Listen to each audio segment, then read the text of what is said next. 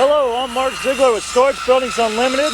We're going to be having a lot of noise in the background today. We got a couple guys, actually 4 guys here today building the barn for us. This tape is by Mark Ziegler, Storage Buildings Unlimited. I'm the production manager. These are our men out here building the barn today. They're building a 12 by 16. This tape is going to be for 12 by 16s up to 12 by 24s, and it's also going to cover the 16 wide buildings. The 16 wides are basically the same as the 12 wides, just a little bit bigger. They're 4 foot wider and 2 foot taller on the walls, and overall they're probably about 4 foot taller. We'll cover all the differences as we go, but basically it's the same construction and all for both barns. We'll start with the floor and take it each section part by part. There's going to be a lot of hodgepodge together with it because we got 4 guys. They're each going to be doing their own thing, and we're going to try and get it all on tape. Over here starting the floor, the guy in the blue is Steve Justice, and then the guy laying out the plates is Bill King. We got Dave Hall over there working on rafters, and we got a supervisor doing nothing up there in Steve Rosser. Starting with the floor, you see Steve Justice, he's putting the 4x4s together. You're going to have to splice them because the longest stock you're going to get is 12 foot.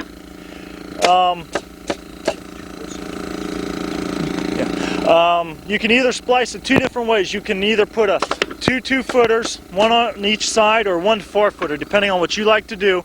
The important thing is you see he has a leveling block underneath the joint, and it's going to catch both sides. No matter what length you get in the 12 and 16 wide, you are going to be doing some splicing on the 4x4s and on quite a few things. With the 12 wides, we bring the 4x4s in 12 inches from each side, and then the third one running right down the middle. On the 16 wides, you're going to have 4 instead of 3, and just evenly space them. I recommend starting 12 inches in on the 16 wide also, and then evenly dividing the other 2. Leveling points, you don't want them any more than 6 foot apart. Right now he's just putting the ones at the key points. He'll fill the rest in later. When you level these barns, get them level from the very start. You're going to need at least a 4 foot level, probably a string level, because you get a dip in the middle, and you want to get them level now. They're going to level the 4x4s before they put the floor joists on. The reason for this is if you don't, the floor is too heavy to be lifting and leveling. So make sure your 4x4s are also square, because if you get them way out of square and then you start bringing them in square, they may actually move off of the end leveling points. These guys leave them in about 12 inches to make sure that doesn't happen. And then they also have it pretty close to square right from the start. If there's any bows or anything in the 4x4, you don't want it going up. You don't want it going up this way, you want it going side to side. So take a little time and look at that. Make sure when you splice the little pieces on or the other pieces that you get them spliced on so they're nice and straight. That's the reason sometimes you go with a 4-footer, so you can use a 4-footer to keep a nice straight line right across the top. The floor joists are going to end up being 12 inches apart, and they are 2x6s. This particular building here is going to have treated joists on it. Normally they come standard pine joists and pine plywood, not treated. You pay a little extra, you can get the treated joists, and a little bit more than that, you can get the treated plywood. Important thing on the floor is to keep it up in the air so you got plenty of airflow underneath it to keep it dry. That pretty much covers this segment on the floor. We'll be back in just a couple minutes as they start getting to more of it. Right now they're going to level across the front knowing it's the highest point. They're going to start there, make sure they use the straightest joist they have, floor joist, to make sure they get it straight across the top and then level down the 4x4s. So we'll be back in just a couple seconds as they get a little bit more done.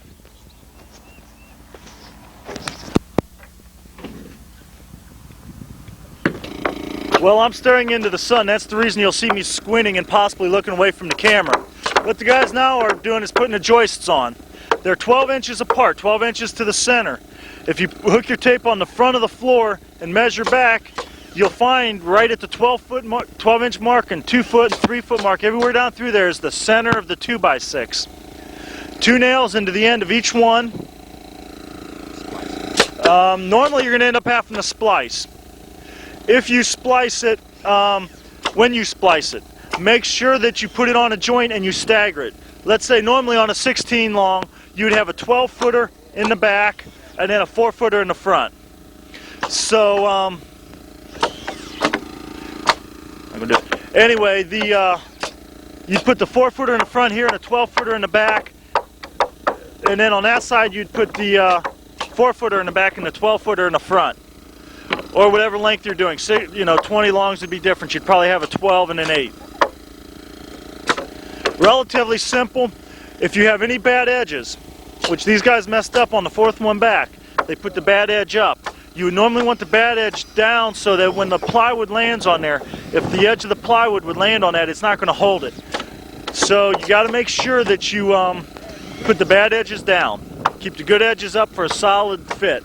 And then if the 2x6 has any crown in it, if it goes up at all, make sure it goes up, it doesn't go down. That way the weight of the floor will push it down. Now with this barn here, it's already good and level. It's they already got it spiked on as far as the ends. Next thing they're going to do is toenail it. We're going to slide in a little closer here. A toenail goes right through here, and then through here, and all the way down. Actually through here, and there. You can actually see him as he's doing it. Now the thing you have to keep in mind is you toenail it. You don't want to be pushing it in and out, which is very easy to do on that large of a barn. Another thing you have to do is keep the side straight before you actually toenail. Down the side of the tape, he's using it like a straight edge to make sure that the floor doesn't go in and out. It's very easy for that to happen. Make sure you get it good and straight, and then toenail down the side. That's what he's doing right now. Another thing to do is, I like to get the one side nailed and then square the floor. You can never tell by the way they throw their hammers around, but collectively these guys have built somewhere between 2,000 and 2,500 barns. I tell them if it comes to a blooper and they win, they got to split it.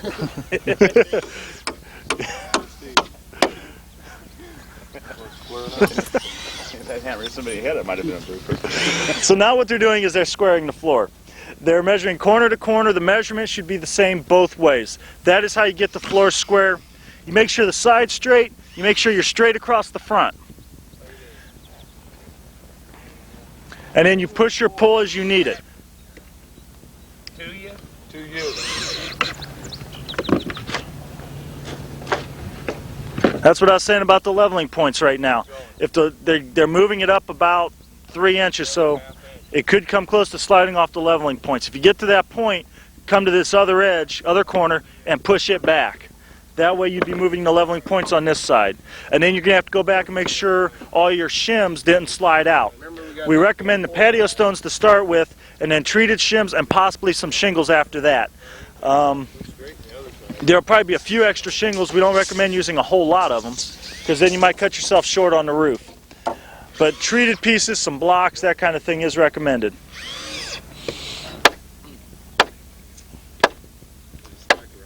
We're going to go ahead and cut off here. We'll be back in a little bit to put the decking down.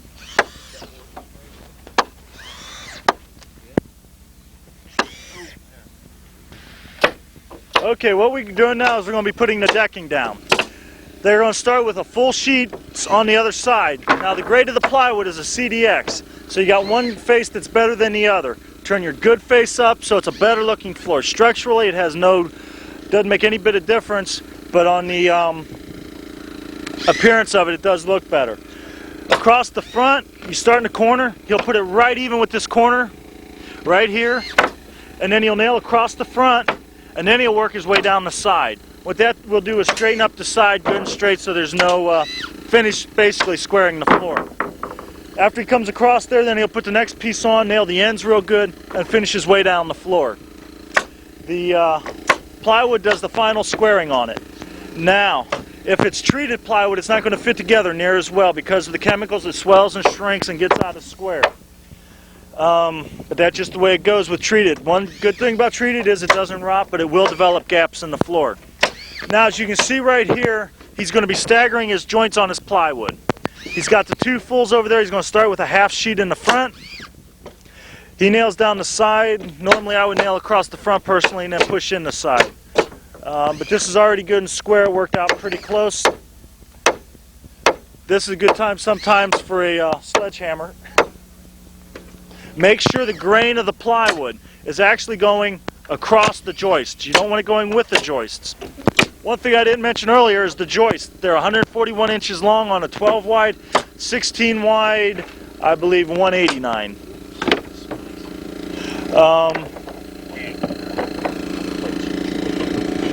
Normally the splice on a plate would be landing somewhere around the 4-foot mark or something like that.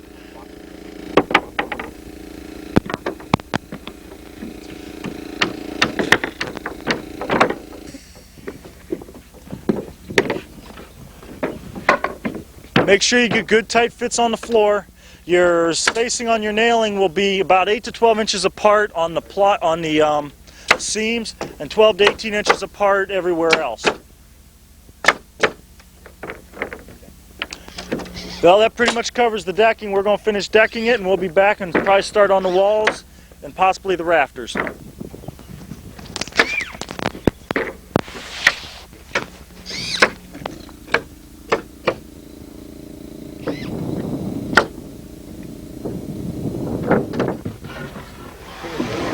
Okay, we're back. What we're going to do now is cover the rafters real quick. Now the 12 wide rafters have a 4-foot bottom rafter and a 4.5-foot top rafter. The bottom rafter has a red end on it. You want to pick that up for me? The red will always go at the bottom at the plate. So, go ahead. And when you're doing it, you put them together. I recommend laying out piles. Dave just works off of a mess, but I like to make nice, neat piles, stack them all up with the bottom rafters on each side, top rafters in the top with the gussets. You're going to be screwing them together with plywood gussets. On the 12 wides, you'll have a smaller gusset than you will on a 16 wide.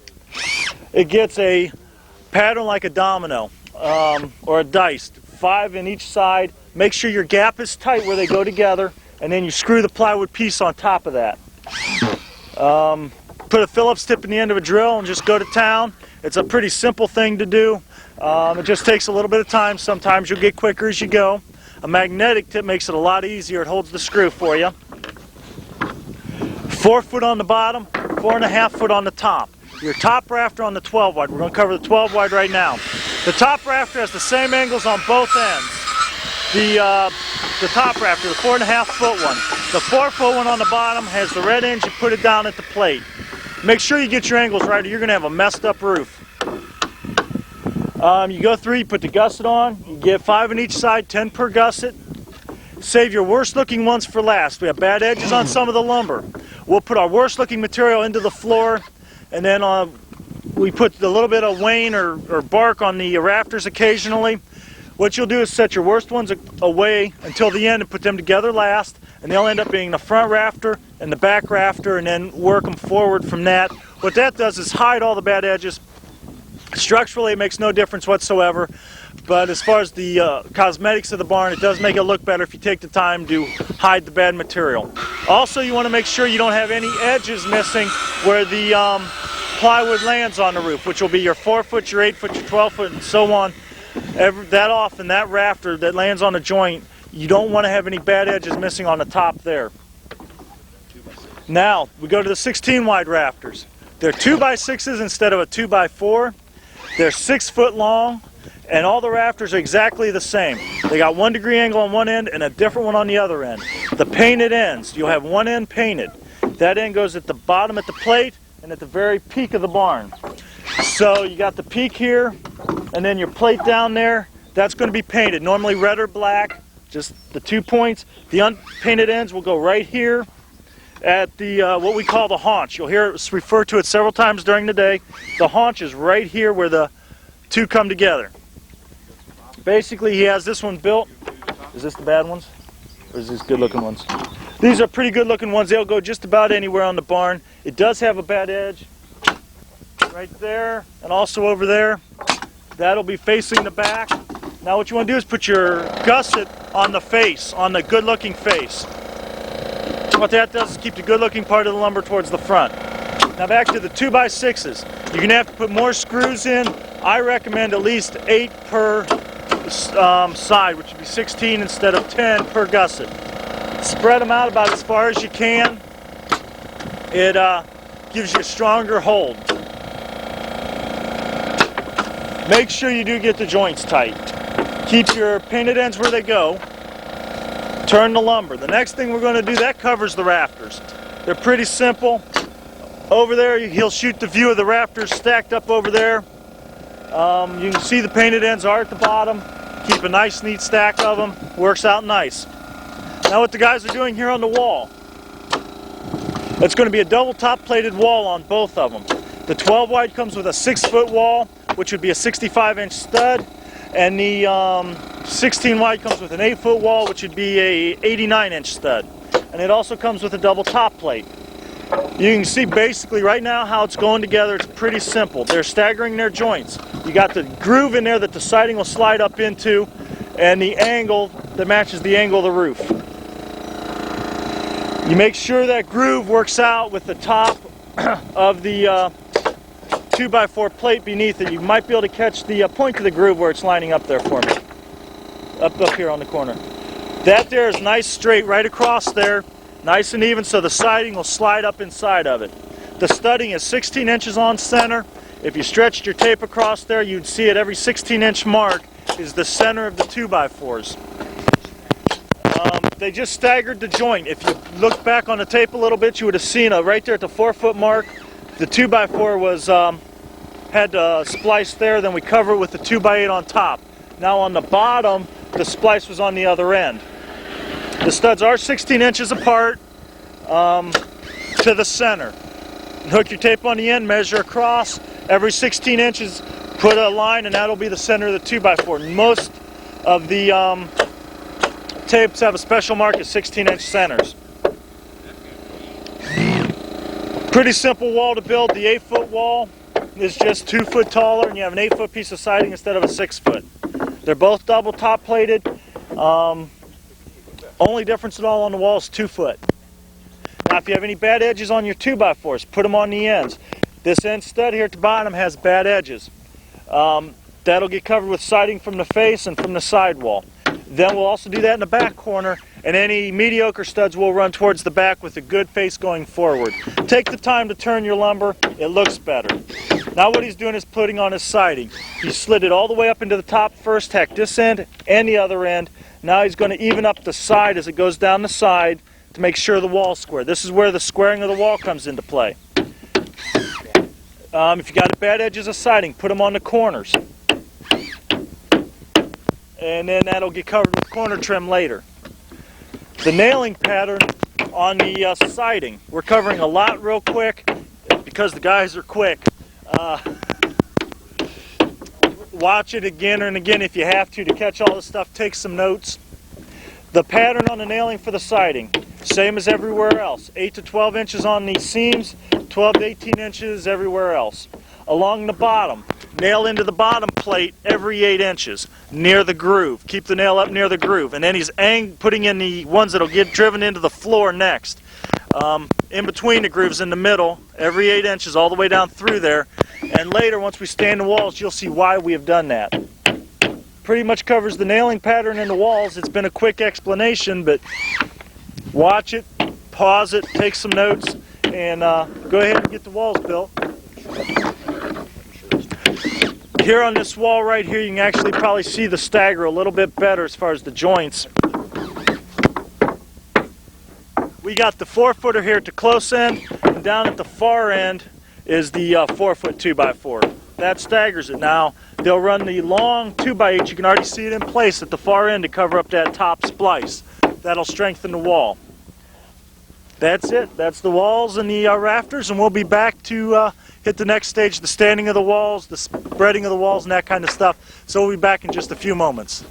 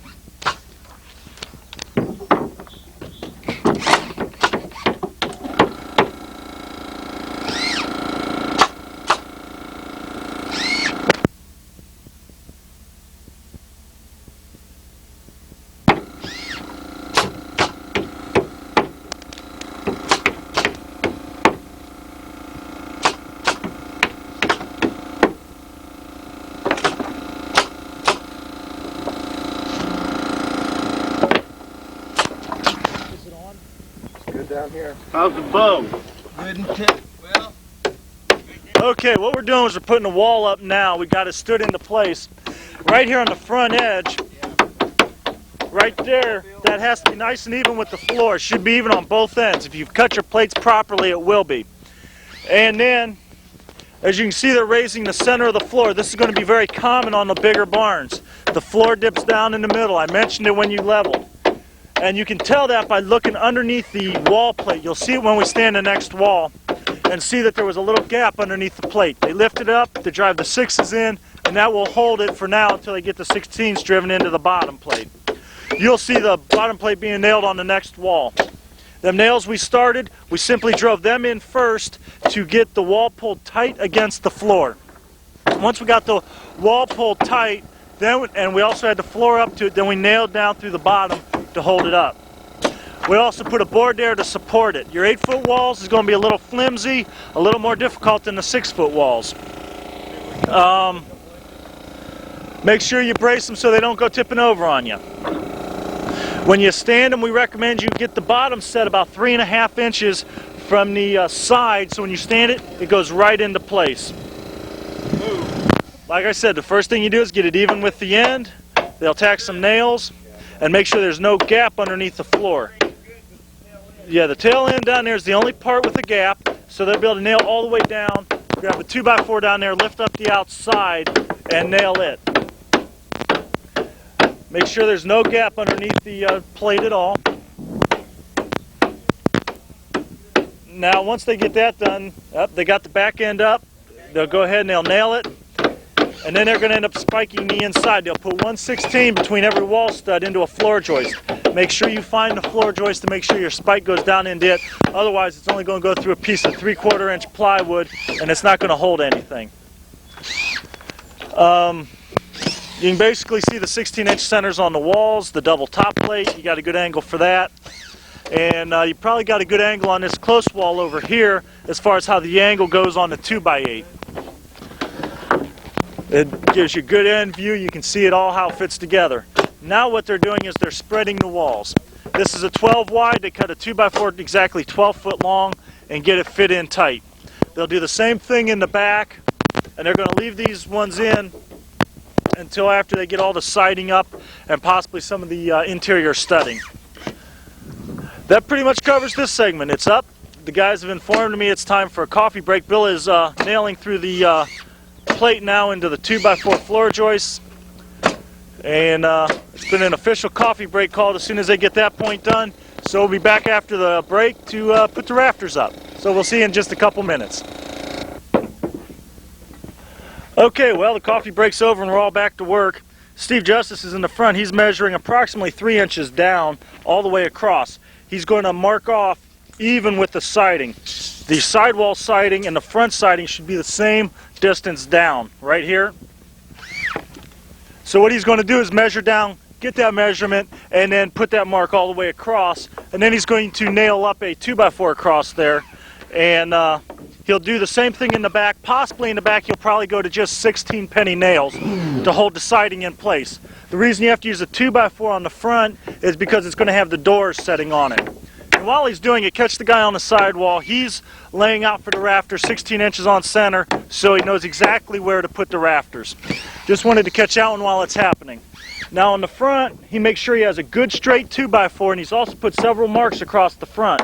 That way when he puts his doors up, that board straight, you get a good straight front going. So he gets the board on there, hanging down the same height as the sidewall siding. And Steve's got the plates laid out for the rafters. But next thing you're going to do, you can see the front rafter here. You put your worst looking lumber on the ends. So he'll get this one up on the front, and then the good looking ones on down to the back, and then the back will be the worst. The gussets should face forward towards you, so when you walk in you see gussets. It's uniform and it's best looking way to do it all the way down through the barn, except for on your first one. You'll see we have it reversed.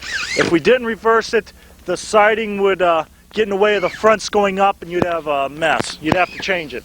So make sure you reverse your first one and do the rest of them facing the front so they're nice and even.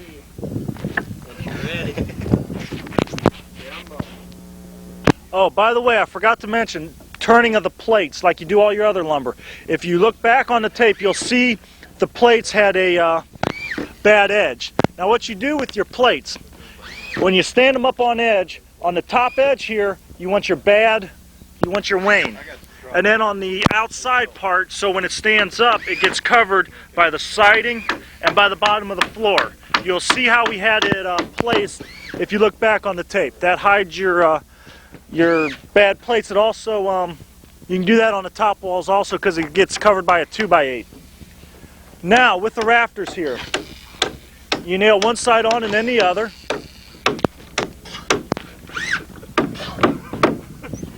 Forget a hammer. Then you can see the nailing pattern he's using, one through the end of it, and he put enough angle on it so it doesn't shoot through the bottom of the plate. It's a very common mistake to make, is to shoot that nail through the bottom of the plate, and then up underneath there you'd have it sticking out. And then he toenails the second one. He also leaves it in a big 1/2 of an inch. The roof deck's going to come down that bottom rafter right there and land on that plate, and then the shingles will go right over the top and you have a nice smooth finish. So you can basically see the rafters are pretty simple, 16 inches on center, same as your wall studs. And you can see how the gussets are facing. Anytime you're doing a 12 wide or a 16 wide, this is not a one-man job. You're going to have at least 2-3 guys on it. We recommend possibly even more, especially the 16 wides. Now with an 8-foot sidewall, it's a lot higher. You have to be a lot more careful. You're going to need more spanner boards. Spreaders in a barn, once you hit 20 foot long, you probably should go to 3, and definitely 24 and longer, you're going to want at least 3. So 8-foot walls with a 2x6 rafter, it's difficult to do. It's a little bit of heavy lifting. Have 3 or 4 guys working on it and you'll be able to do it. Well, that covers the rafters. You can probably watch 1 or 2 more going up, and then we'll fade out and we'll come back working on the roof deck in just a couple minutes.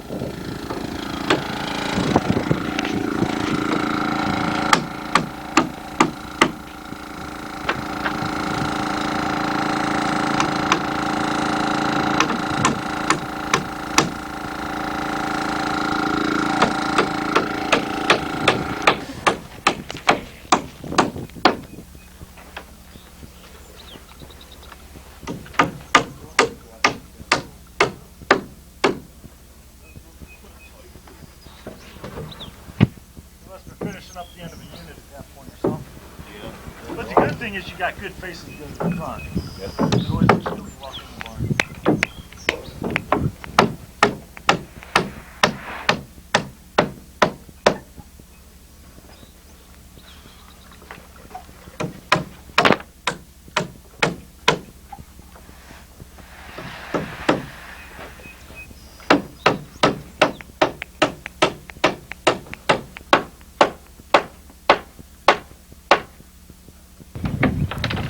Okay, we're back into action here.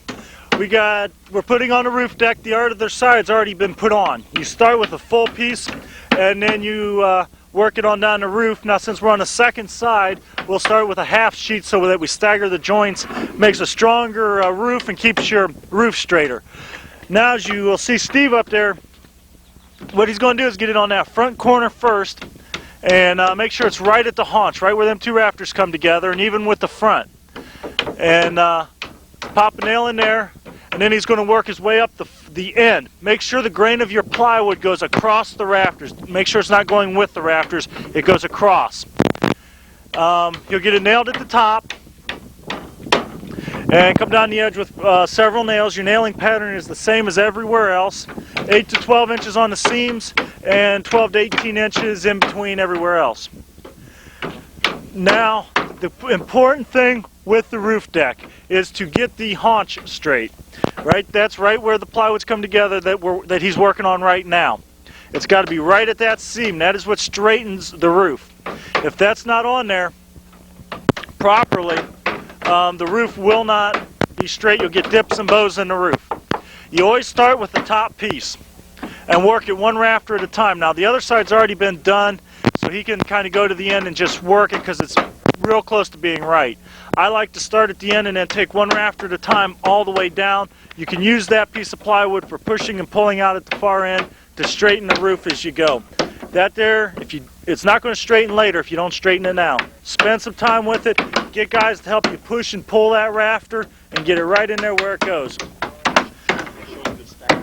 Now you can actually see a good staggering on this far side where they got the full ones on top and they're putting a 4-footer on the bottom. And then they'll run a full and a 4-footer. Your pieces will vary with your different barns. Next thing Steve will do is he'll put the full one on next and then a 4-footer at the other end. Now the rafters, you got a 4-foot rafter here on the bottom, so it's just going to take a full sheet of plywood. The top is a 4.5-footer. You'll have 6-inch strips you need to put at the top and fill it in. Now with the roof deck, if you get a ridge vent, this barn is not getting one. There will be a segment after the tape is over. On past the end, you'll see a segment on putting ridge vents in, and you'll have about 1.5 inches on each side gap. So, 16 wide barns.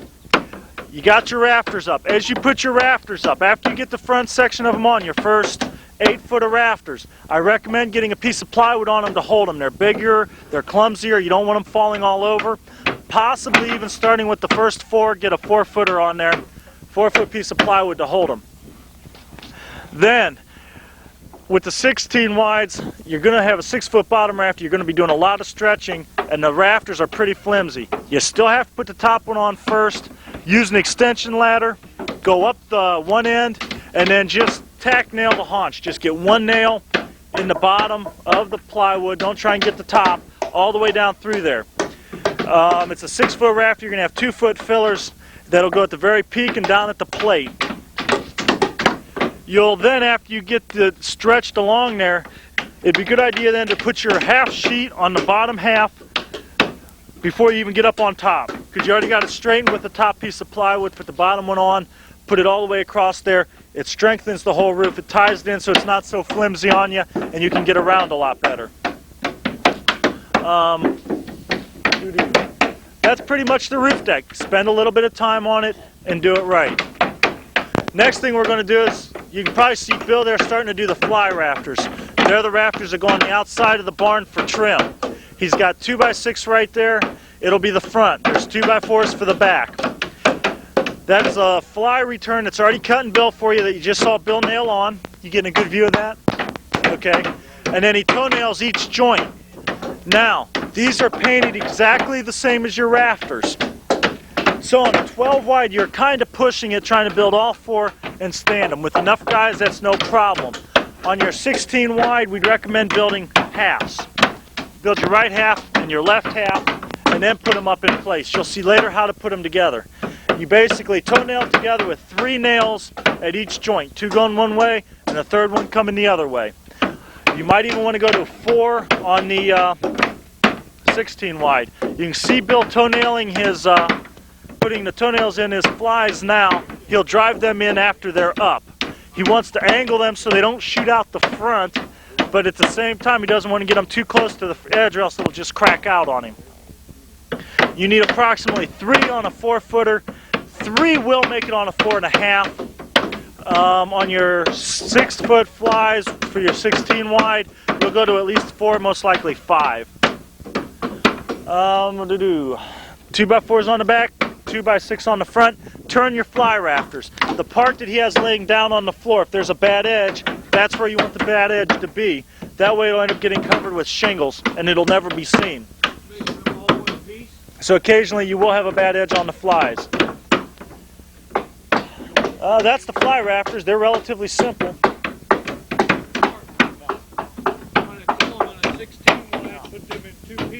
I did. Okay, well, the roof deck is going up nicely. The flies are basically built. We're going to cut out, and when we come back, we'll be finishing up. Well, we'll probably actually start putting the fronts on. So we'll see you back here in just a few moments.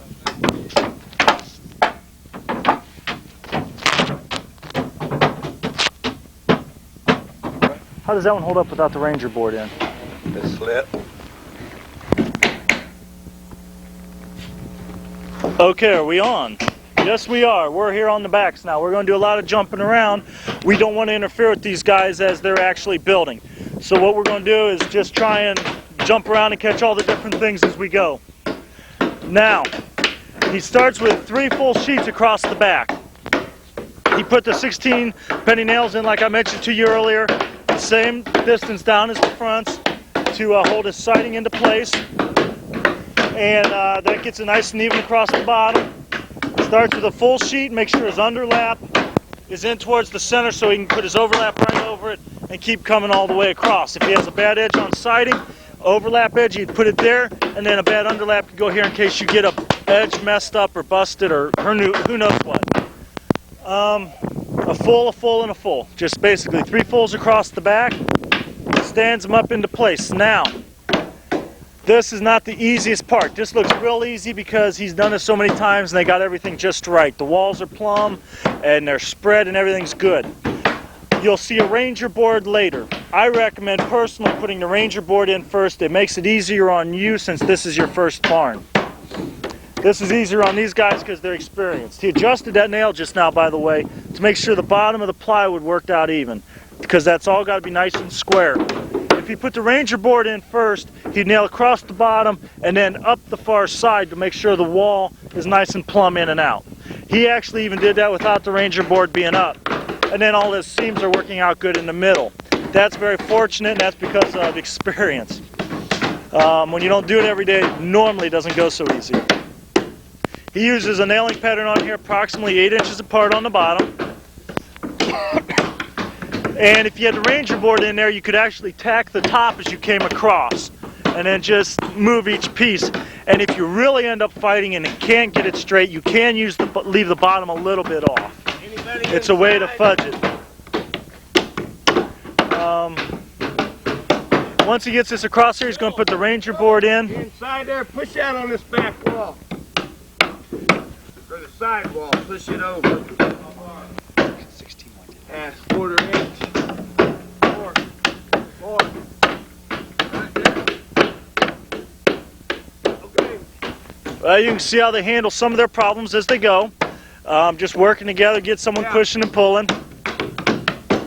And that pretty much covers the backs on the 12 wide. You can see how they came up just right square, and it kept it nice and even. That got the walls plumb and square. It looks good.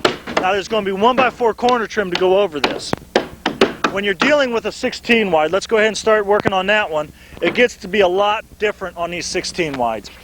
The reason being is you can actually frame the whole wall and then stand it into place. It would have 4 sheets across the back. All your studding is going to be, I believe, 89 inches, the same as your sidewall studding. It's going to have a double plate on it, same as the sidewalls, except it's going to be 2 2x4s. Now, lay it on the floor and stud it out. Now, don't stud a 16-foot long wall. You're going to have to subtract at least 7 inches on that to allow for the 3.5-inch plates. What I recommend is measuring on the inside of the plates. You have a plate right here, your bottom wall plate on the inside. Measure from the inside of this one to the inside of the other one and knock off 1/4 inch. Cut your plates that length and then lay out 16 inches on center. The thing you have to watch for here when you're laying that one out is it gets a little tricky. Your siding is going to overhang the end of that last stud 3.5 inches to cover up this last stud. So you have to work with it a little bit. What I recommend is hang your tape 3.5 inches past the end of the plates, get them cut, which will be about 7 1/4 inches shorter than 16 foot. Stretch your tape so it sticks out past the plates 3.5 inches. And then mark your 16-inch centers all the way across and stud it. And then when you put your first piece, you might want to just stand the studs up into place and nail the frame in and everything, and then put your siding up. Or you could actually nail all 4 pieces of siding on and stand that wall. It's very heavy and hard to do. A lot of times, right in the middle, run your 2 center ones. It'll sturdy up the wall. You can build it on the floor. It's a little quicker. And then you stand it into place and put on the outside pieces. I think that pretty much covers that. What we're going to do is we're going to be going inside. We'll shut her off, move to the front, and be right back and show you a little bit from the inside of the barn.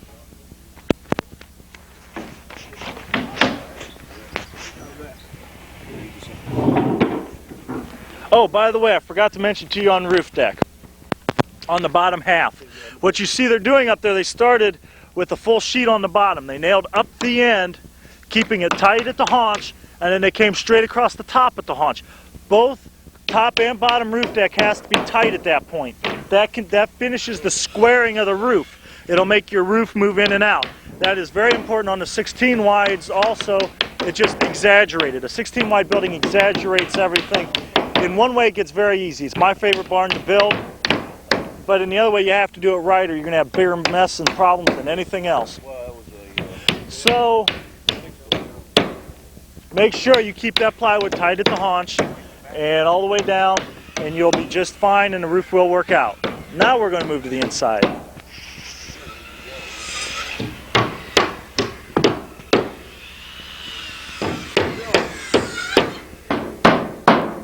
Okay, each carpenter has his own way of doing things. You can do things different. This is the first time I've actually seen the back wall studding done in this manner. That's a very loud place to be talking, but he's actually nailing these studs up before he puts his Ranger board in, which is going to be across the top. He can tell exactly where they go by the grooves on the outside of the siding. Basically, he's putting them 16 inches on center all the way across. He's tacking a 6 through from the outside. And he's doing that at the top. I'll get it. And what he'll do is then be able to run his studs all the way across there and set his Ranger board right on top of that. Normally I would put the Ranger board in personally before this and then lay the Ranger board out 16 inches on center with marks. Where you start on that is right at the seam. Put the seam right where the plywoods come together. Right there, go ahead and put them in first. And then go 16 inches on center from there as far as putting your studs in. However you personally like to do it, I assume you're doing this big of a barn, you had better be somewhat of a carpenter and basically know. Now the height there, we might have set 93-inch studs out with you. That's the standard length stud. These are actually 92s. If you're on a 16 wide, it'd be 89 because they have a bottom plate on the bottom and a double top plate. Two different barns, just different ways of doing it. This does not need a bottom plate because you're building it in place. You're not going to build it and stand it like the 16 wides. This has a single plate on the top and no plate on the bottom. And I'll tell you what we're going to do is you see them putting the studs in. We'll come back when they get ready for the Ranger board, show you putting the Ranger board in and that kind of thing. So we're going to go ahead and fade out because I don't even think they have any of the materials here ready to do the Ranger board yet.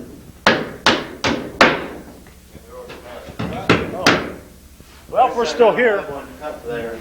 Do you have a Ranger board cut? Yeah. Oh, the Ranger board's already cut. We'll stick around and watch it going up. Bring her on in here. Steve knows how to build these. Steve in the back, he's he's from Texas, a southern boy. You want to show it? Is that the one going in here? Yeah. Bring it on in. Basically, we're going to, let me show it to you. What they did was they cut an L shape out of it to go 1.5 inches here, the thickness of a 2x4, to go over the 2x4 up there, and it also has an angle on it to match the angle of the roof. If you get a little bit lazy, you just want to square it off, that's fine, but it looks a little better and holds just a hair bit better when you angle it. And they got this on both ends. You can do this before you put your roof deck up. If you think about it, put a 92-inch stud in there, lay your 12-footer across, put one in each corner, and then you can mark right where the rafters are on this and be able to cut it off easier. Ah, they all left me. I can do this in right here. Is that right? Yeah. Oh, yeah. Impatient carpenters, they run you over.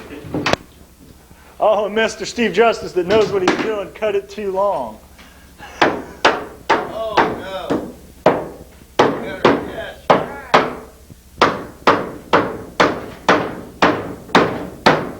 Ain't gonna make it. Too long. It's up there. Too long. I love it. Better too short. That's right. There we go. How much is needed? About a half inch. A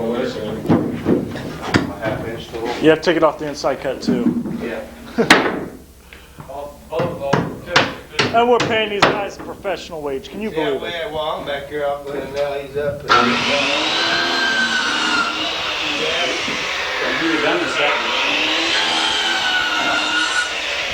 Not quite worth shutting it off because he is going to be done with this in a real quick second here. See, I normally put that board up even before the siding goes up, and then work it right on across. Still too tight? It should go. No, this one will go in. This will go. It's close. And the siding is landing halfway in the middle, or approximately, right in the center, 3/4 of an inch in on the 2x4. The siding, bottom siding will get caught on there. They'll put a weather strip in there, and it'll also catch the top siding. We'll be around back. You'll be able to see that in a few minutes here. And you can see how nice and easy that actually works out for him the way he did it. So it is a nice way. So we'll go ahead and fade out. You can see him toenailing the bottom 16-inch centers also. Put one through the end and then one through the side. You've got to get 2 nails in that or the bottom of it will warp around on you. So one has to be on this side and one close to the wall to keep it from warping. Make sure you go ahead and get enough nails in there. That pretty much covers the back wall. Nice and studded. Now it's also going to take studs in the back center right above these other ones. We'll catch them later. You'll get a good view of them later. We'll show you what we're talking about. And well, we're moving around back, so we'll see you back here in just a few seconds.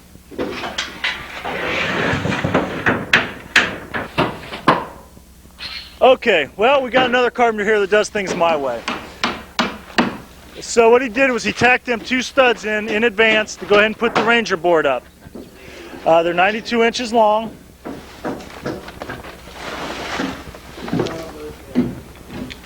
And this one's already was trimmed like the back one was, fit right in there. See, if the roof deck wasn't on, and that board is probably going to be a 12-footer, you can hang out past it a little bit, and you can mark it easily, and then go ahead and cut it. And then you see Bill has put a 3rd one in the center, because if you don't, it'll have a tendency to bow down and up on you when you go to hang in your fronts. So, another thing is, let's swing over here and look at the siding. You can offset your doors or you can run them in the center. Right here we took a full sheet, ripped it down the middle, and we'll put 2 footers on each side, and then the full ones will be in the middle, the doors will be centered. If you want your doors offset, just slide them to one side or the other and put a full piece in. Nice, easy way to do it. They'll start with the underlap, and you have to look at your doors to know exactly which side to put the underlap on. If there's a bad edge, of course you'll be hiding it, but with 2 footers, you aren't going to be able to do that. My cameraman in the back's giving me advice. He's been a long time since he built. We don't need his advice. Nail the bottom because it is straight across that 2x4, and then it'll come up the side to make sure the side is plumb. We don't have a level anymore because the floor is perfectly level, and we go square off of the floor.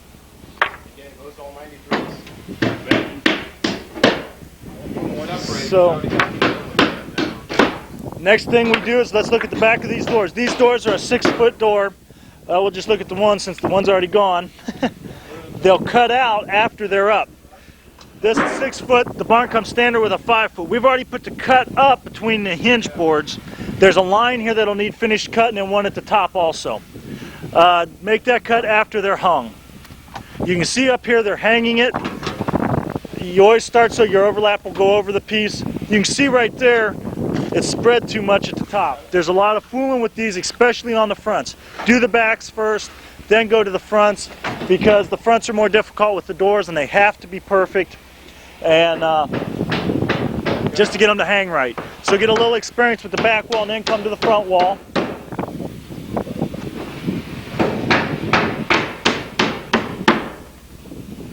And you got to get them good and straight.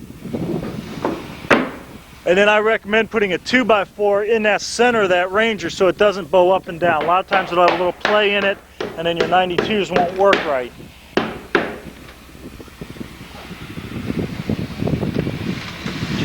Another thing to keep in mind, on these barns, you don't want to work yourself out of the barn. What these guys are going to do, if they don't cut out that one door, they'll have a 2-foot spot on the other side. They can still get through to cut the doors out. You cannot cut them from the front. So they'd better remember to cut them now or before they put the 2-footer up. You're going to be tearing something back off, a piece of roof deck or something.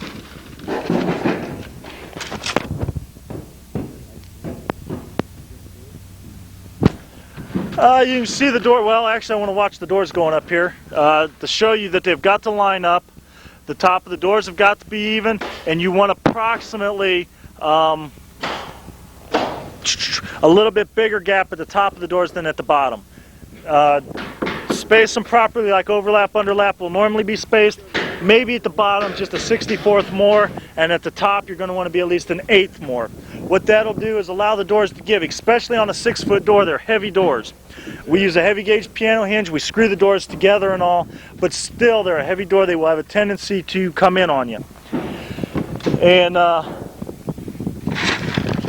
get them nice and even. You can see these guys working with them, and they're experienced, and it still takes a little bit of time, a little bit of effort, but they look a lot better. You're not going to be able to straighten them out later. It has to be done now.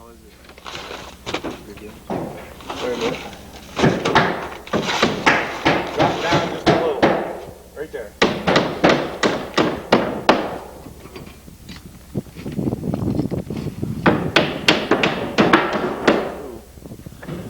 Okay, well that's pretty much the doors being hung. What they're going to do next, after they finish nailing off these front panels, is they'll go inside and cut. While we're here, we're going to watch Dave cut some shingles. With the shingles, you're going to need 1-foot pieces, which is what he's cutting now, right down the center of the rain tab. And does this barn take 2-footers? Does this? No. Okay. Some of the barns you'll be doing, different lengths require 2-footers, 1-footers and 2-footers. All our shingles are used up. We'll show you the piles of shingles later. As far as starters go ahead and cut us a few starters. You'll be cutting 6 inches off of a side. There's a mark right in the top of the shingle already. That's where you cut it. Use the straight edge, you get a much better cut. These guys cut shingles every day and they still use straight edges. That'll give you your piece. You'll need different sides. This here would go on the other side of the barn. Then for the other starter, what you do is start with another full one and cut it off this end off. Depending on the size of your barn is how many starters. Just cut them as you need them. I'd start with cutting about 10 of them on a 12 wide, and probably about 15 or so on a 16 wide, and then cut how many extra you need. Do not throw them 6-inch pieces away. You will need the 6-inch pieces on the end of the barn. You'll put them with a 1-footer or a 2-footer. You'll see that later. I won't try and cover it now. But in fact, what we're going to do is we're going to reposition the camera, and I'll show you how the shingle cuts go on that.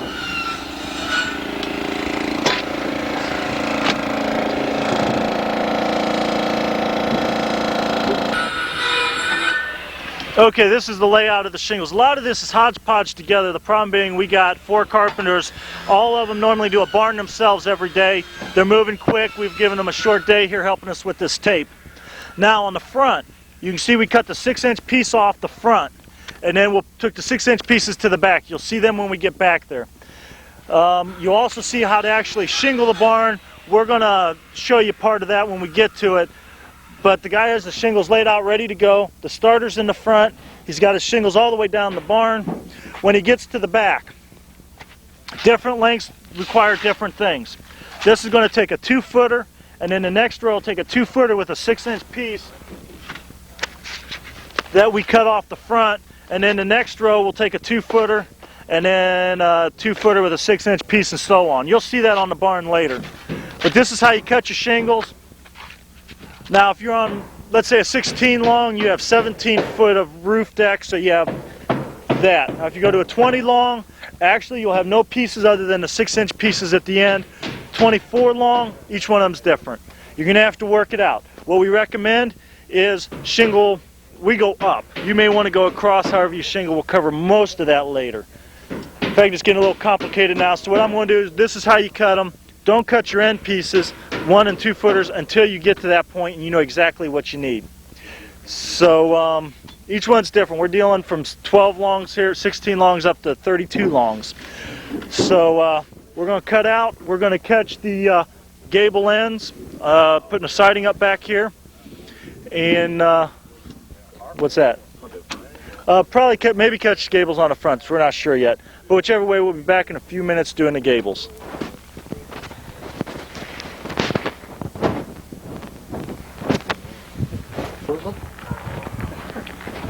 Okay, we're back. What we're doing is on the fronts here, we're going to go ahead and show the siding going up on the front. I'm talking fast. Sorry about hitting the mic. May have to replay, slow it down, take notes. This is the Z-strip that's weather stripping, going to go on the top of that siding up there. Your long part will go on the behind it, and the little face will stick out front for cosmetics. You don't want a big face sticking out front.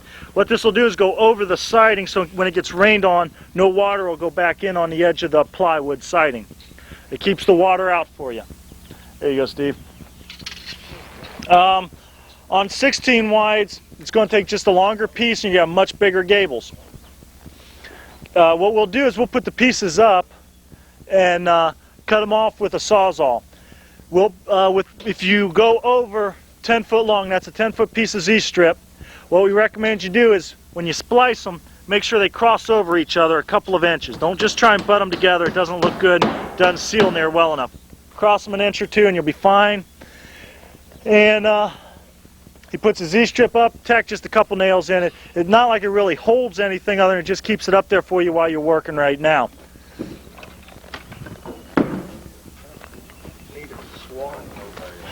These guys did remember to cut the doors open, so they are not stuck out of the barn.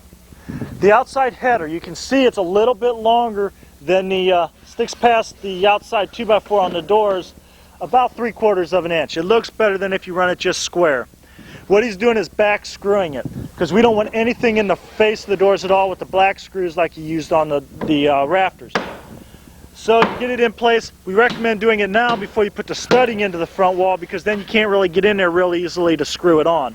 So he'll back screw it for visibility, so it doesn't look bad. It looks nice and clean. On a 6-foot door, 2, 4, 6, 8, I'd say about 10 screws would be enough. Just make sure it pulls good and tight. Which edge? One that overhangs?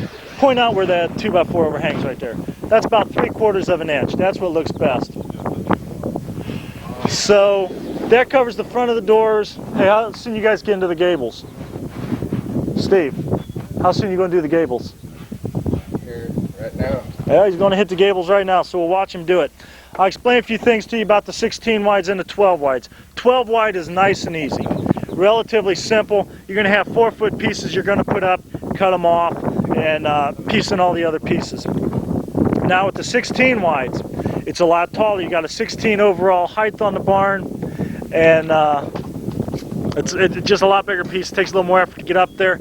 It's a good idea to have one guy on the ladder on the bottom and a guy on the roof. It's real nice to have a Sawzall.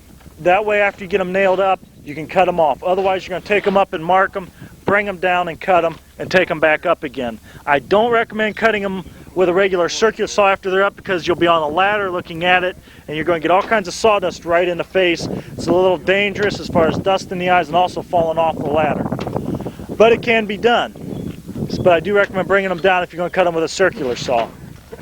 You want me to hang that one? Now you can see we got a bad edge right here. All we're going to do is place that so it's on the top and away from everything, and we'll end up cutting that off and scrapping that piece. Basically our material is not as bad as we're making it sound on tape.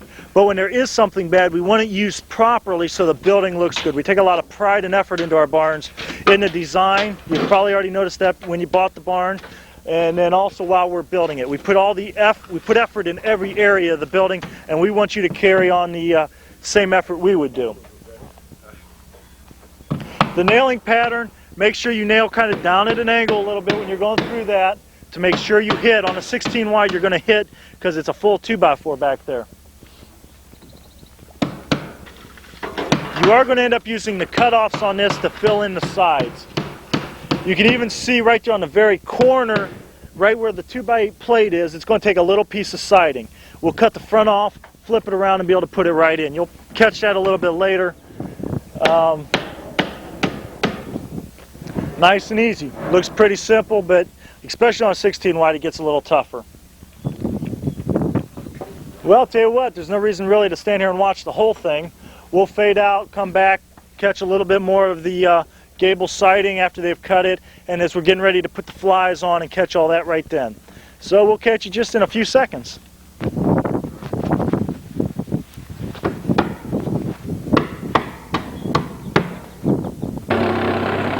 Okay, we're back into action here. The guys are finishing up the fronts. They used the Sawzall to cut that one piece off, used the cut-offs, had to trim them and fit them in, but they're finishing putting the front pieces across, and then they're also taking, put a little piece in that corner where his hand is. Fill up the whole front, otherwise you're going to end up with gaps and holes and stuff behind the fly rafters. So go ahead and piece in all your pieces.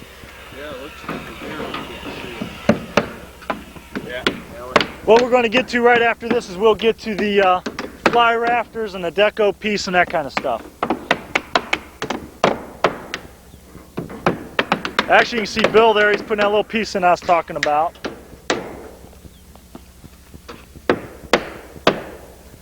Now, fly's already on top.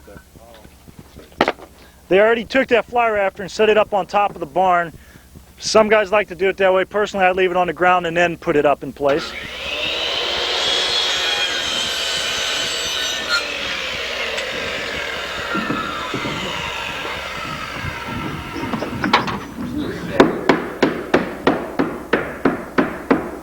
Now, how I like to do my flies, and I'm not sure what these guys are going to do here, I like to start at the very peak and work my way down. What that'll do is once you get it up there at the peak, and work your way across the rafter and then down. How's that peak? Well, see, they do it a little bit different. Some guys like to start at the haunch and work from there. It all depends on what you want to do. So just make sure it works out flat with the roof deck.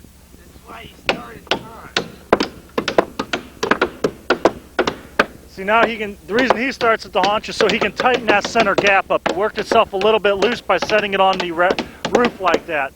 He was able to bang down on it and get her good and straight. Now, I don't know if you can catch the side or not, but the top of that fly works out even with the top of the roof deck. And work your way down it. Start at the haunch and come down evenly, because if you hit it at the bottom and get it even and then do the one in the middle, it'll drive it a little bit lower. Keep that in mind, you're going to be driving it down as you drive it in, so hold it a little bit high. Now up at the top, we got the deco piece going on.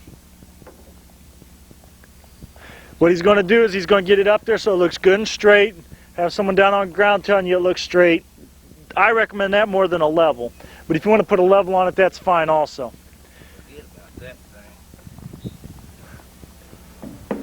He's tacking his up. Personally, I just hold it and mark it, bring it down and cut it, and then put it back up. But it's all your personal preference on what you want to do. We got a Sawzall. He may end up, looks like he's going to cut it in place. Or you can use a circular saw to cut it in place.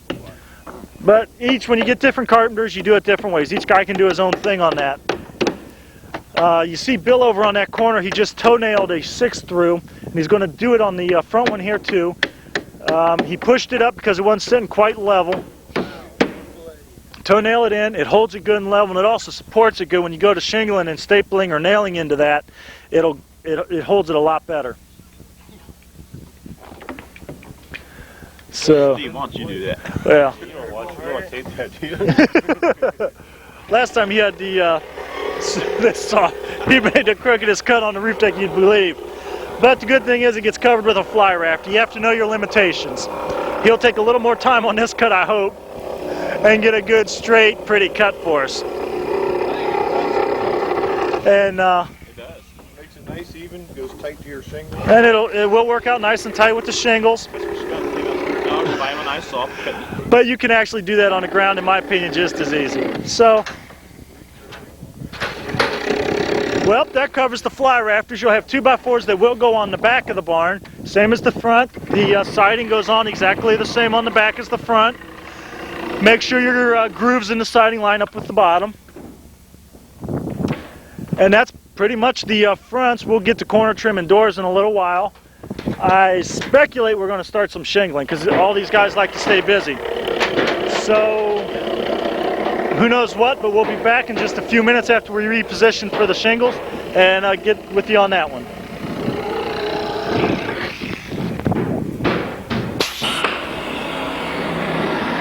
Okay, we got Dave here shingling. What he's going to do is hold the shingle approximately 3/4 of an inch down and also into the front. He'll put it, that's his starter, is turned down. He's got it upside down of how a normal shingle would go. We're going to supply you with nails for doing the roof. He's using staples. Now his next turn down will go up the roof. If you got a bad shingle, use it here, because all it is keeping a straight line, and also on the bottom it keeps it from leaking. He lets it hang 3/4 of an inch over. Now what you might want to do is chalk lines. These guys are experienced. They can run a straight roof without chalking lines. He's going to use his starter. You start with a full turn down and then go to a starter for your first one. Otherwise, you're going to have a built-in leak on the roof on that first row. So he gets it good and lined up, and make sure it's straight. You're going to want to keep your shingle straight. So it is a good idea, unless you're an experienced roofer, to chalk lines. And if you're dealing with a longer barn, 20 long you can sometimes do without it. 24 longs, I'd recommend chalking a line anyway. So you can basically see how he's handling it. Down here, let's catch Bill. He does take this 2x4 off the bottom that we put underneath the doors. That one does not stay. Just something you might want to catch, as a matter of fact. And you're probably going to end up needing it on the inside of the barn or somewhere also. You may not have a 12-footer to do it with. You may only have a 93-inch that we supply for this. That'll just the way it works. Now back up here with Dave again. Sorry about hodgepodging it together. We got so many carpenters going. With his, he puts a staple above every single rain tab. Also, he wants it just to go just above it, so it goes through 2 layers of shingles.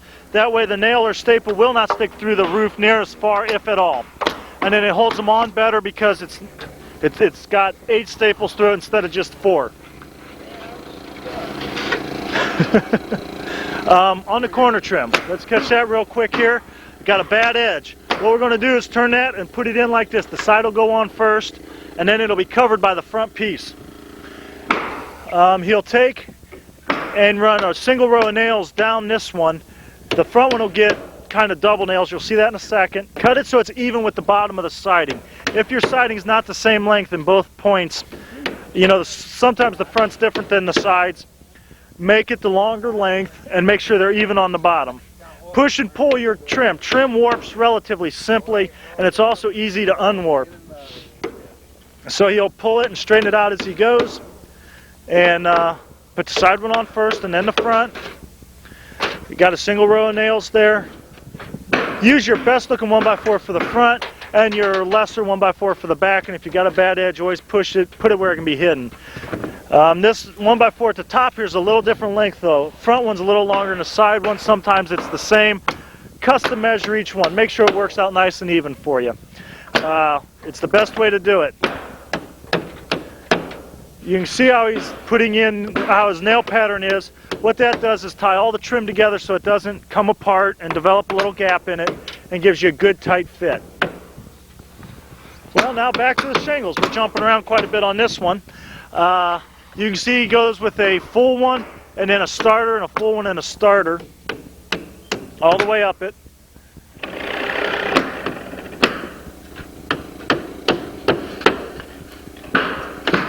See there, you got the starter on top. This is the easiest way to do it. You can stair step it, but that takes a lot more effort, and on a small roof it doesn't work as nice. Housing, it goes nice that way so you can work the roof better. But this is a small one, so this is just the way we recommend it, and it does use up all the shingles nice and evenly. And you only get enough shingles really to do the barn this way, so you want to make sure you can use all the pieces. Well, I think you're getting the idea of this. We're going to go ahead and stick with it though until we get up over the haunch. We'll show you how to nail the haunch when we get to it. And then after we get to that point, we'll show you how to finish the ends and how to cap. Well, I think we're getting pretty close to having the barn just about done, which is nice. It's been a nice quick day for us. We'll still have to do the doors and all with the latch and that, but we'll get to that in a minute. I apologize for how quick we've had to talk and keep things moving here. I've tried to cover a lot real quick so we don't hold the guys up. Try and keep a good clean work area. It's a lot safer to work with. Don't let a lot of trash pile up around you.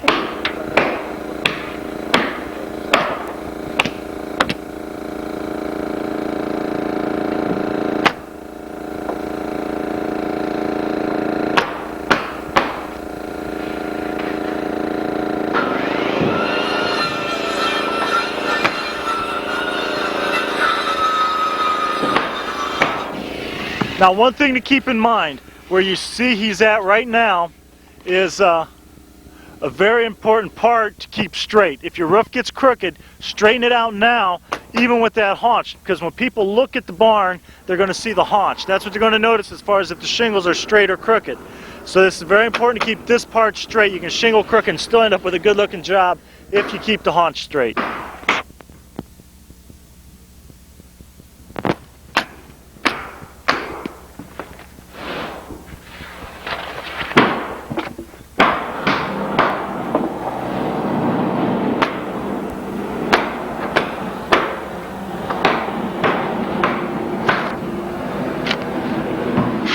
Normally the guys come back and nail the haunch after they get the whole barn done, instead of trying to do it as they go. That way they don't have to carry their nail apron and hammer on them.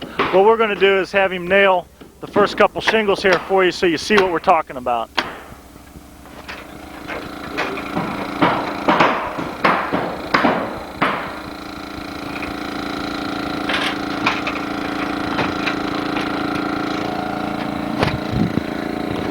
What you do is you keep your nail about an inch up from the bottom and approximately the center of the shingle between, you can see the rain slot there, halfway between the rain slot and the end of the 1 foot tab is where you put your nail. That way it doesn't get a bubble in the middle. Make sure you work the bubbles out because they don't come out later. If they're in there now, they're going to be in there later. Sun does not seal down the bubbles in a shingle. If they're in there now, they're staying. So work them out now. Put them nails like that so that they don't warp up on the ends and don't get the bubble in the middle.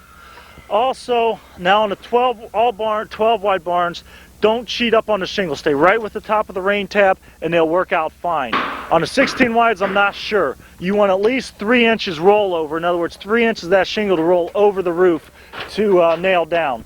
Otherwise, it'll have a tendency to curl on you. So that covers this section of the roofing. What we're going to do is we'll catch you again on the back of the roof deck, and we'll probably also catch a segment on inside studding on the gables and the doors. So in a few minutes we'll be back, and who knows what with.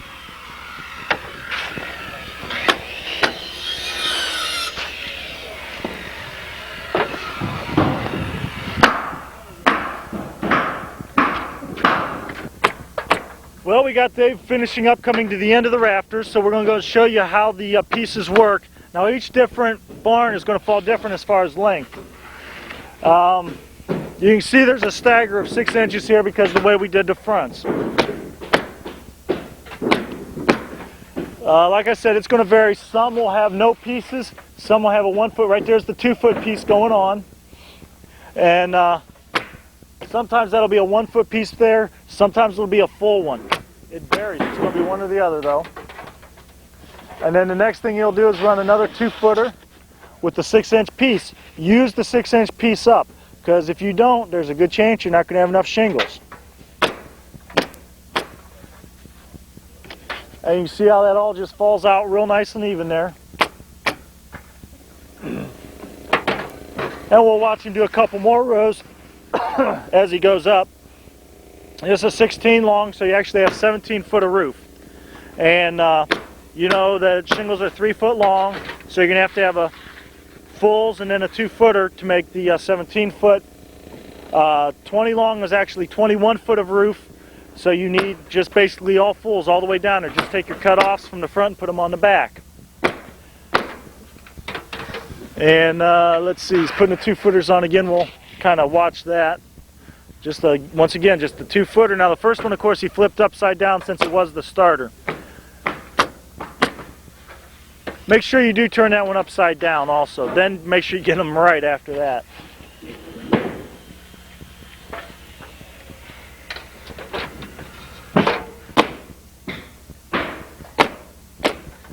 And then the 2-footer, and he'll put the 6-inch piece in the end.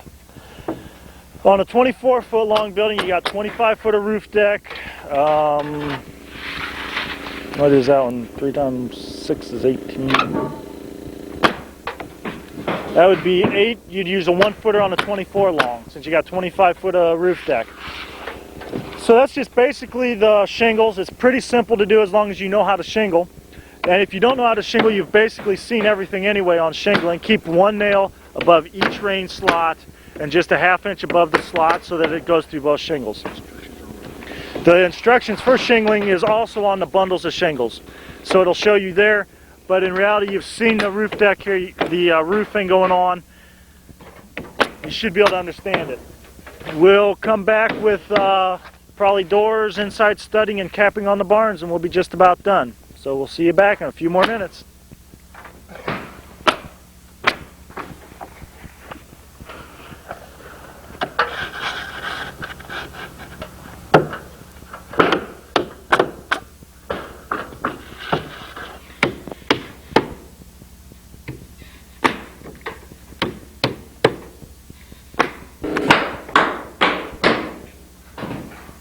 Okay, we're back in action here. We're in the noisiest part of the barn. We got the guys on the roof banging, and we got the guys inside there banging and cutting. What we're going to do is show you what we're doing with the studs. Steve is up top marking the interior studs for the top, and we got Bill doing the studding here. On his door stud there, you got to pick your straightest 2x4s for your door studs. So that it just works out best on your doors there. Now, you want them to land the door stud halfway on the door. In other words, if you look at the door here on the right, you'll see that edge of that plywood. You want the stud center right there, 3/4 of an inch to the right and to the left, so the center goes right up and down there to the top. You're going to put 2 nails in each end. You're going to put 2 in the top, and you're going to put 2 in the bottom. You make sure you put 2 in there. And then you'll end up running 3-inch screws on the outside into that 2x4. You can see Steve right now marking the top for the things. He lays it out 16 inches on center, and he'll go right off that center seam where the siding is. He already has the length cut on most of them so that he can just mark them all while he's up there. Like I mentioned, Bill is going to pick the straightest ones he can for the doors. Now we have plenty of extra material here. You've seen us do some things you might not be able to do because we carry extra 12s with us and everything because they go back to the shop with us. And we also have extra 93s and such. So for your spanner bores on your walls, like for instance, you're not going to be able to use the 12s or the 16s depending on what you do. You're going to have to use probably a couple 93s nailed together. On the 16 wides, there'll probably be a few extra boards. We try to throw extras on for that because you never know what's going to happen on that big of a barn. The gable studding on a 16 wide is a whole nother story. It's a lot bigger. It's actually 8 foot in the center instead of about 3.5 or 4. So you're going to end up with a second floor in that building most likely. It ties the barn together a lot better. A 16 wide building, you're going to have to put collar ties in, which would be 2x4s across the rafters, approximately at the haunch, which would be right there where the rafters join, to tie it all together. 16 wide, we do recommend a second floor. It's 16 foot tall, so a lot of wasted space if you don't. And if you don't go with it, put plenty of collar ties in. I would recommend every 4 feet at the haunch so you catch both rafters. The top one and the bottom one. Try and tie it all together. It's like building a house 2-story tall without putting a second floor in it. You can see Bill's coming along pretty good on the studding. He's putting a stud also right over the seam of the siding.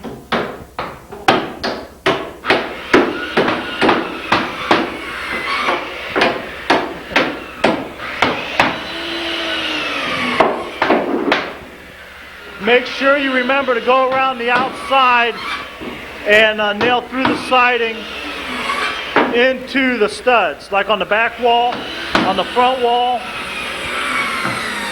and on the gable siding.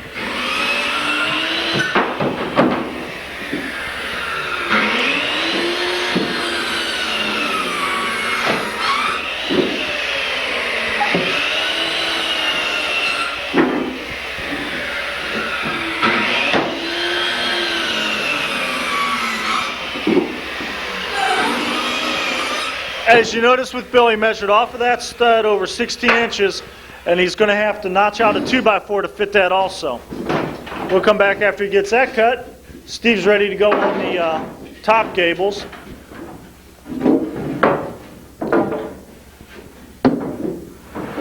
These guys probably make it a lot easier than you feel it'll be by the time it's done, but that's the experience of 2,000 barns for you.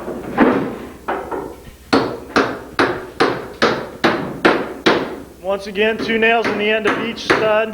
Now Steve's pretty lucky. Putting 2 nails like that, a lot of times you'll split the board out, and you'll probably want to blunt the head of your nail before you do it. But you also can tell if you have a soft piece of wood, it won't split. If you got a harder piece with a knot, or just a heavy piece of wood, it has a more tendency to split on you.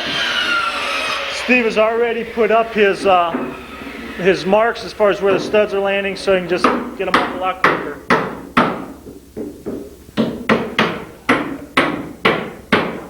And what you do, the good way to mark the angles is what Bill's doing is cut the length first as far as the height, mark each side, and then he can draw a line across and cut it out. Now on your studs, occasionally they'll land over a gusset where the rafter is. You just have to cut the L shape out. Instead of 1.5 inches, about 2 1/8 to cover the gusset.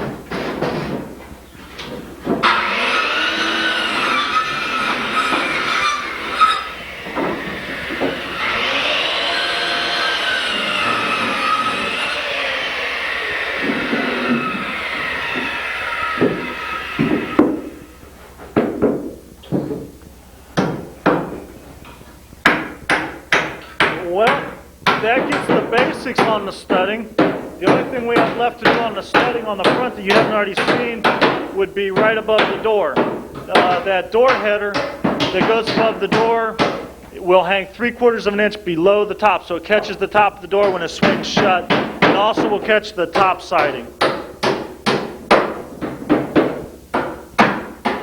I'll tell you what, it's getting pretty loud and kind of monotonous. We're going to go ahead and fade out, and we'll come back in a minute and show you the rest of the studding on the front.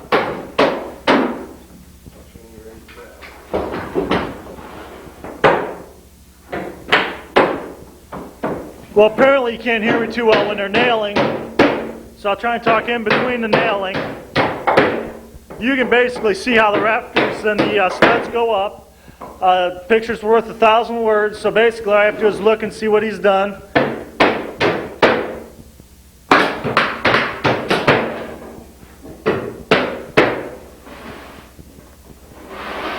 And that's basically it. He's going to go ahead and run them all the way across there. And that's the front of the barn. So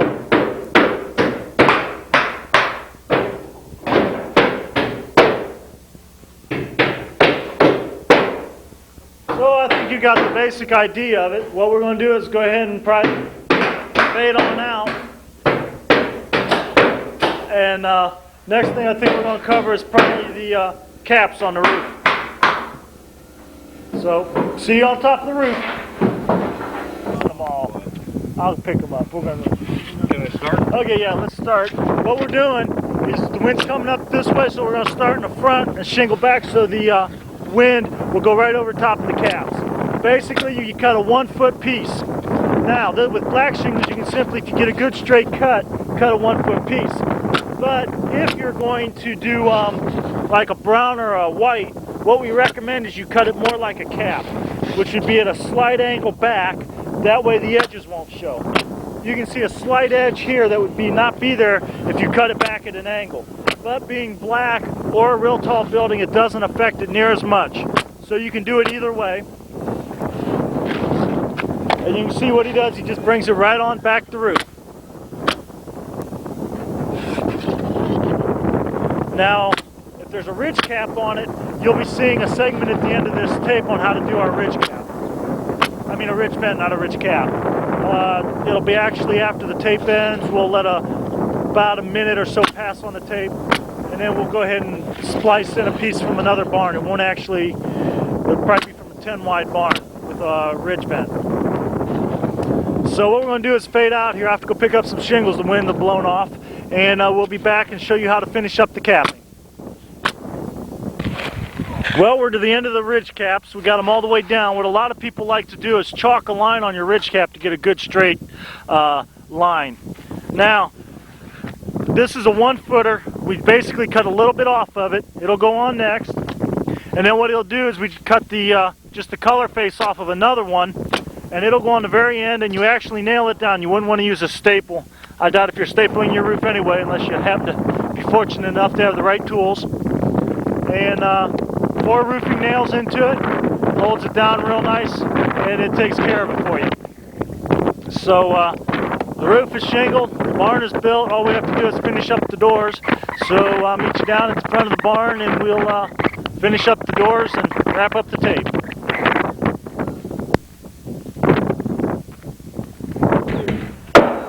Okay, well, this is just about it. We're finishing up the barn. One thing to keep in mind is right on the front of your floor here, you want your nails to be about 4 inches apart all the way across the front in case it gets wet. Being right here at the front of the door keeps it from bubbling up or warping or anything. Next thing you're going to do is plane your doors.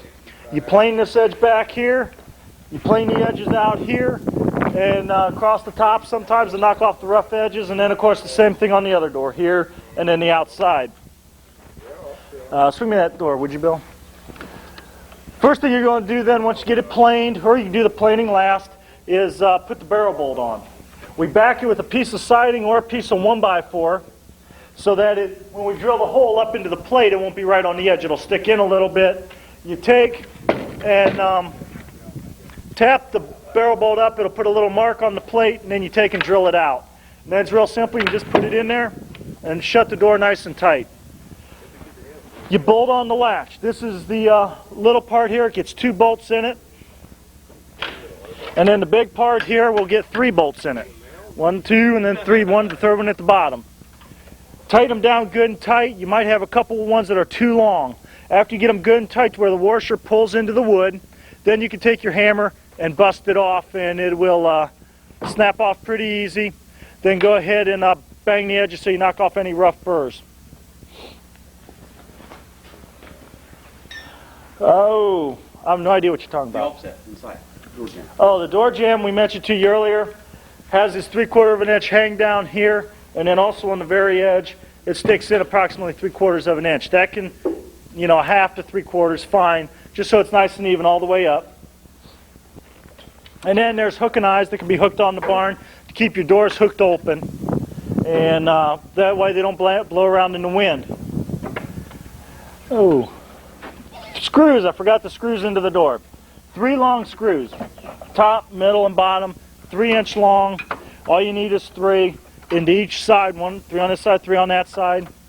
And basically through this side here, actually they got them a little different than I normally do. They got one here, here, and here normally, and they put a 4th one in the bottom.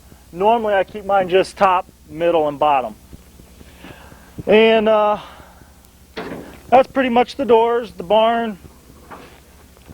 I think that covers everything with the barn. 16 wide barns.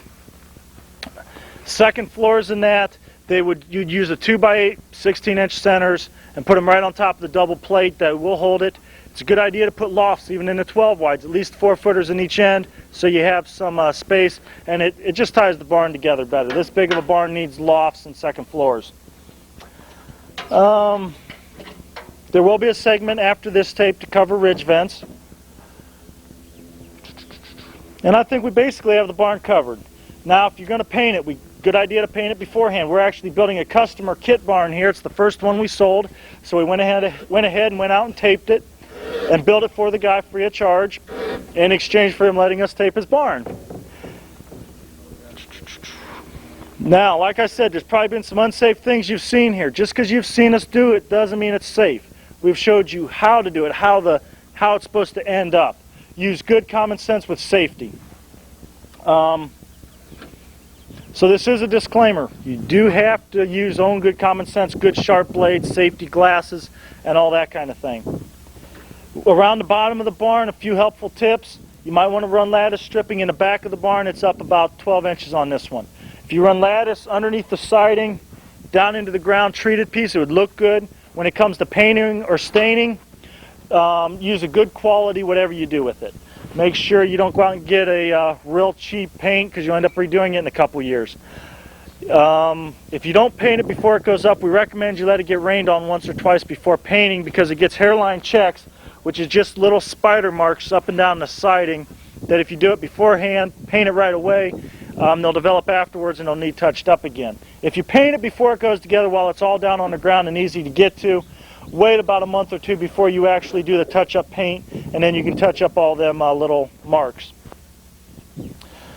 Don't stack anything right up against your building, firewood or anything like that. It'll cause it to mildew. Make sure the air can get underneath the building to keep it dry. And I think that covers it pretty well. We appreciate you choosing Storage Buildings Unlimited for supplying your barn kit.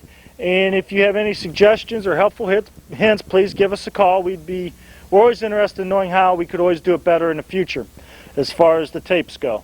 So thank you very much, and enjoy yourself with the barn. You can always take this tape and copy over it once it's done, put on a good movie or something.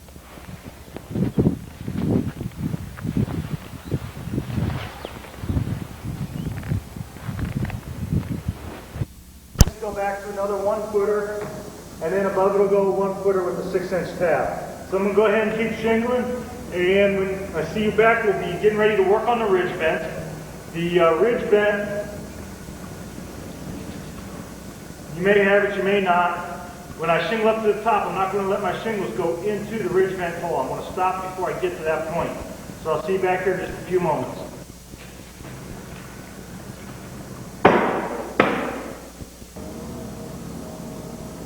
Okay, we're here with the ridge vent, last part of the barn. If you don't have a ridge vent, all you're going to be doing is capping. Bring your shingles up over the top, and then you'll see at the end of the ridge vent how to cap. It's pretty simple. Our ridge vents are more like a jigsaw puzzle. All you have to do is put all the pieces together, and you got it made. First thing to remember, they'll have lines on them with an X behind it. Always put the line to the front, the X to the back. And they also have an angled piece. This 2x2 has a blunt edge and an angled edge. The angled edge does have to go up towards the peak.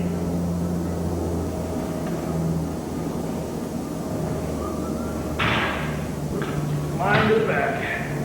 Line to the front, X to the back.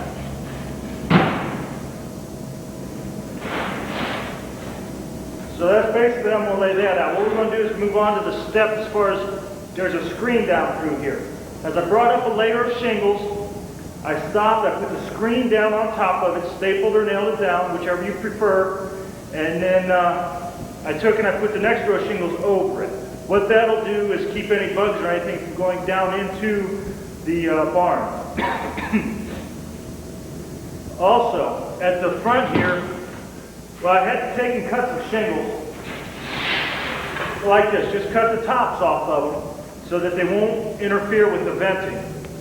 When I did that and I put them up here, this front was a little low, so I took some of my little pieces of shingle and piled them up so I got a nice level part right there. And then I take the shingles and I'll just put them down all the way back.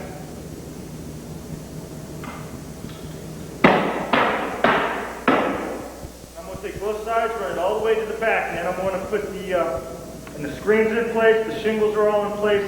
The next part we'll be putting the ridge vent on.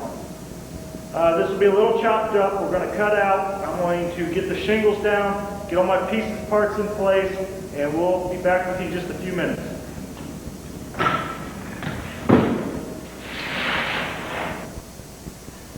Okay, now what we have is I've got all the shingles down, and I've got all my pieces right here, line to the front, X to the back, angle at the top.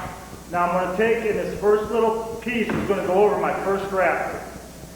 And I'm going to line it up with the peak of the barn.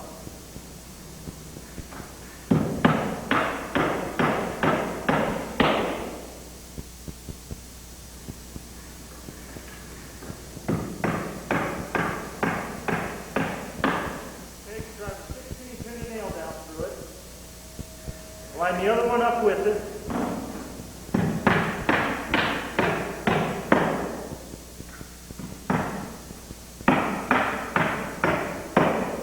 And you can see just how it all fits right up together. Then I'm going to take my caps. You should have 4 caps.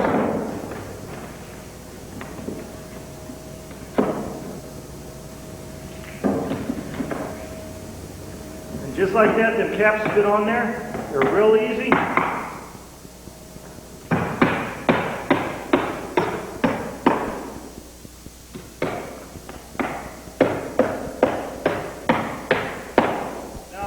Idea to go ahead and tie them together so they look good on the face.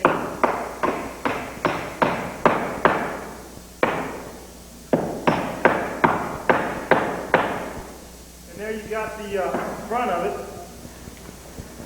Take and drive a couple 6s down to tie the plywood piece onto the cap.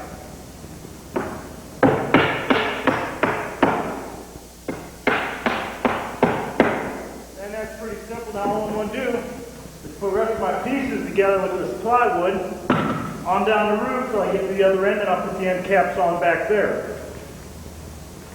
And when we come back, I'll show you the next couple steps of the bridge cap. So we'll see you back in just a few more minutes again.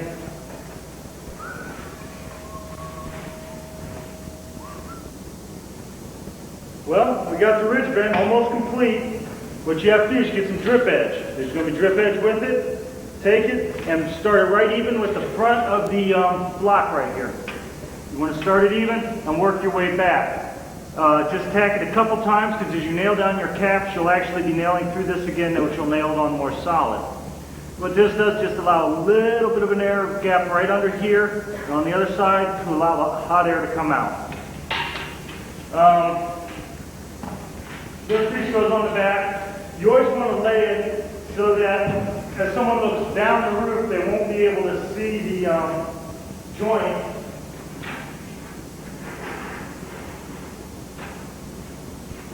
So I'll let the front piece overlap the back piece.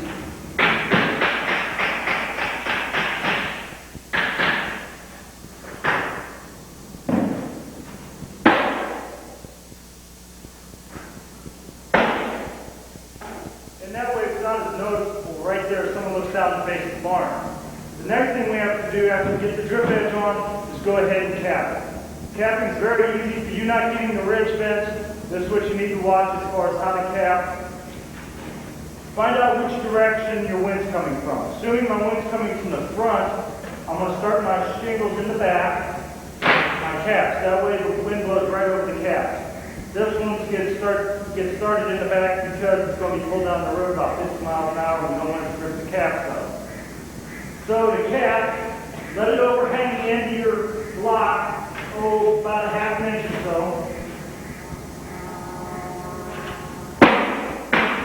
By the way, a cap is nothing more than a shingle cut in 3 pieces. Right down where that rain cap is, right up through the center, or you can cut it back just a little bit at an angle. You take and just keep it straight. And get a nail on each side and run them on back. What I'm going to do is I'm going to go ahead and run these to the end. Once I get to the end, we'll come back. I'll show you how to finish up the caps, and we'll finish the tape then. Thank you.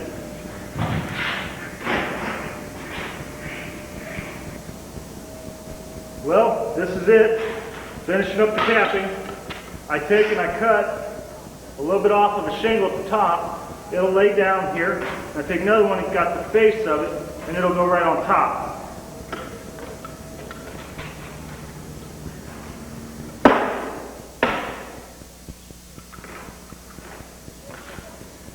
Now for that one, I'm going to take it, I do use roofing nails. They hold up better.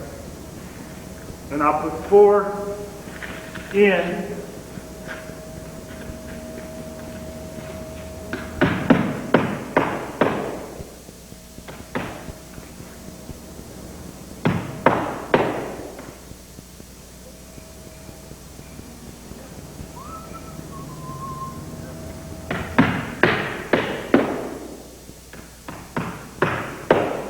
And that's it.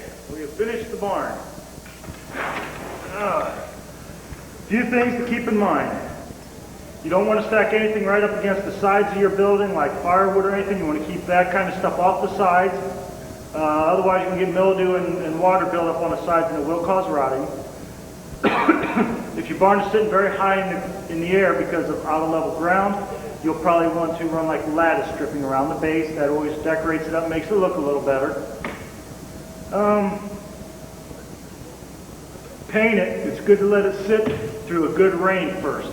The siding develops little hairline cracks in it, so if you let it sit through a rain and then paint it, or if you're smart, you might want to paint it before it goes together. It's a little easier to paint or stain. Do all the pieces before you build it, and then the trimming's a lot easier. But let it sit for about a month after you've painted it before you actually go out and touch it up, because them little cracks will still develop. Use a good quality paint or stain, whichever one you go with. Don't go and get the cheapest you can find. That doesn't do any good. You're just going to be back repainting it in a couple of years. Please take the time, do the barn right, and turn your lumber. Just spend a little bit extra time. You'll be happier in the end. I'm glad you've chosen Storage Buildings Unlimited to supply your barn kit. If there's anything I might have left out or any tips you have, we're more than happy to hear from you. That way we can hopefully do a better job in the future. That you've not seen the safest way to do things. Take the time, go out, find some safety rules, follow them. This is a disclaimer that I gave you instructions on how to build a barn, but I didn't give you instructions on how to do it safely. You take your time and learn how to do things safely. That pretty much covers everything. Enjoy yourself with the barn, and go ahead. The tape, we did not punch the things out on it, so you can tape over it. So feel free to go ahead and tape a good movie over it once you're done. Thank you. Time to go home, guys. Oh, it's a long day.